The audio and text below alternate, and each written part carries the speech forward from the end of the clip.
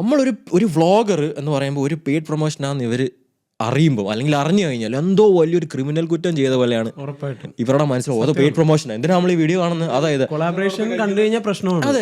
അവരെ മെൻഷൻ ചെയ്ത പ്രശ്നമാണ്. അതെ അതെ അതെ. അപ്പൊ ഞാൻ പറയുന്നത് എന്താ അതിന്റെ പ്രശ്നം? ഇപ്പം ഞാൻ കാര്യം പറയട്ടെ, ഇപ്പം ഇവനൊരു ചെറിയൊരു ബിസിനസ് തുടങ്ങി. ഇവൻ ബിസിനസ് തുടങ്ങി കഴിഞ്ഞിട്ട് ഇവനിപ്പം അവിടെ ഒരുപാട് റിസ്ക് എടുത്തിട്ടാണ്, ഇത്രയും പൈസ ഇൻവെസ്റ്റ് ചെയ്തിട്ടാണ് ബിസിനസ് തുടങ്ങിയത്.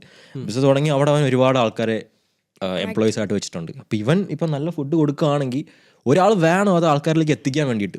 ഓക്കെ, അപ്പോൾ ഓബിയസ്ലി അവൻ അതിനെന്തായാലും ഇൻവെസ്റ്റ്മെൻറ്റ് ചെയ്യും. മാർക്കറ്റിംഗ് ഇല്ലെങ്കിൽ സെയിലില്ല. അപ്പോൾ ആൾക്കാർ വന്നില്ലെങ്കിൽ അവൻ ഇത്ര അടുത്ത റിസ്ക്, ഇപ്പം ഫസ്റ്റ് ഇവൻ ജയിലിൽ പോകും, ലോണൊക്കെ എടുത്ത് തിരിച്ചടയ്ക്കാതിരിക്കാൻ പറ്റിയ.